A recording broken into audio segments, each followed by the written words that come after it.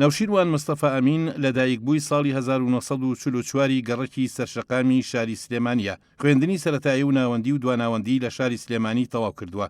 هەروەها لە ساڵانی 1963 و 1964دا بۆتە ئەندامی سکرتاریەتی یەکێتی قوتابیانی کوردستان. پاشان لە ساڵی 1967دا کۆلیژی زانستە سیاسیەکانی لە زانکۆی بەغدا تەواو کردووە. ساڵی 1970 نەوشیروان مستەفا دەستەی دامەزرێنەری کۆمەڵی مارکسی لینینی بووە.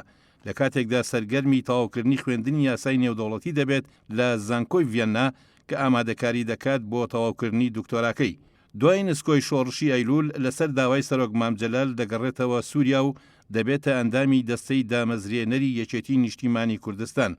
لە ساڵی 1976 لەگەڵ دەستپێکردنی شۆڕشی نوێ دەگەڕێتەوە کوردستان. لە مانگی ئایاری ساڵی 1970دا یەکێک لە گرنگترین بڵاوکراوەکانی یەکێتی نیشتیمانی کوردستانی دەرکرد کە هەواڵنامەی کوردستانی عێراق و ڕۆڵی سەرنووسەری تێدا گێڕاوە. ئەم بڵاوکراوەیە بە دیکۆمنتێکی مێژووی گرنگ سەبارەت بە قۆناغی پێشمەرگایەتی دەژمێردرێت. لە ساڵی 1970 نەوشیروان مستەفا ئەمین ناوی کۆمەڵی مارکسی لینینی بۆ کۆمەڵی ڕەنجدەرانی کوردستان گۆڕی. نەوشیروان مستەفا جگە لە خەباتی سیاسی هاوکات لە ژیانی خۆیدا خاوەنی ژمارەیە کتێب و نووسراوە. لەوانە لە کەناری دانوبەوە بۆ خڕی ناوزەنگ پەنجەکان یەکتر دەشکێنن، خولانەوە لە ناو بازنەدا کورد و عەجەم. یەکێکیش لە گرنگترین کتێبەکانی بەناونیشانی کارەساتی هەکاری لە ساڵی 1970دا بڵاو کردوێتەوە کە باس لەو کارەساتە و شەهیدبوونی پۆلێک سەرکردەی قارەمانی یەکێتی دەکات لە ساڵی 1970دا.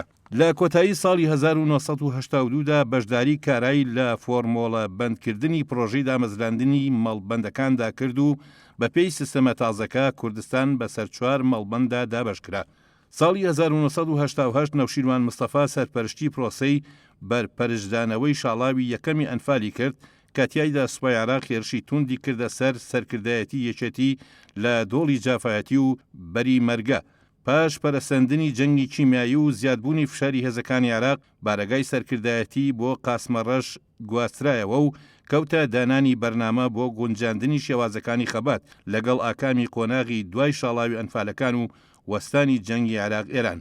هەروەک نەوشیروان مستەفا بەشداریەکی کارای هەبووە لە ڕاپەڕینی بەهاری ساڵی 1991 و لە 1992دا لە کۆنگرەی یەکێتی نیشتیمانی کوردستان بە شێوەیەکی ڕەسمی کۆمەڵی ڕەنجدەرانی کوردستانی هەڵوەشاندەوە و پۆستی جێگری سکرتێری گشتی یەکێتی نیشتیمانی کوردستانی وەرگرت و بەشدار بوو لە پێکهێنانی حکوومەتی هەرێمی کوردستان، بەڵام هیچ پۆستێکی حکومی وەرنەگرت. ئاوکات لە کاتی شەڕی ناوخۆدا هەموو هەوڵەکانی خستە گەڕ بۆ ڕاگرتنی شەڕەکە و ڕۆڵێکی کارای لە وتوێژەکاندا لە دەرەوەی وڵات دەبینی. نەوشیروان مستەفا لە ساڵی 2006 واسی لە پۆستی جێگری سکرتێری گشتی یەکێتی نیشتیمانی کوردستان هێنا و دەست لە کارکێشانەوەی لە یەکێتی نیشتیمانی کوردستان ڕاگەیاند. سەرەتا کۆمپانیای زەرگەتەی بۆ ڕۆشنبیری دامەزراندووە و پاشان کۆمپانیای وشەی دامەزران بۆ دەرکردنی ڕۆژنامەی ڕۆژنامە و ماڵپەڕی سبەی و KNN و ڕادیۆی دەنگی گۆڕان و سنتەرێکی ڕاپرسی. لە ساڵی 2009دا بزوتنەوەی گۆڕانی دروست کرد و بۆ هەڵبژاردنەکانی پەرلەمانیش لیستێکی نوێی بە ناوی گۆڕانەوە دامەزران. هاوکات لە ساڵی 2012دا لە بەیاننامێکی هاوبەشدا لەگەڵ یەکێتی نیشتیمانی کوردستان لەسەرەوە ڕێکەوتن کە پێکەوە هەوڵ و کۆشش بکەن بۆ دامەزراندنی سیستێمێکی پەرلەمانی لە هەرێمی کوردستان. لە دوای ئەو دابڕانە سیاسیی کە ماوەی چەند ساڵێک کەوتە نێوان یەکێتی نیشتیمانی کوردستان و بزوتنەوەی گۆڕان، ڕۆژی 7 ئایاری ساڵی 2016 لە شاری سلێمانی بە ئامادەبوونی سەرۆک مامجەلال و نەوشیروان مستەفا ڕێکەوتنێکی سیاسی لە نێوان هەردوو لادا ئیمزا کرا. نەوشیروان مستەفا لە ساڵی 1970دا ژیانی هاوسەرگیری لەگەڵ شوعلە عەلی پێکهێناوە و خاوەنی دوو کوڕکچێکە بە ناوەکانی نما چیا چرا.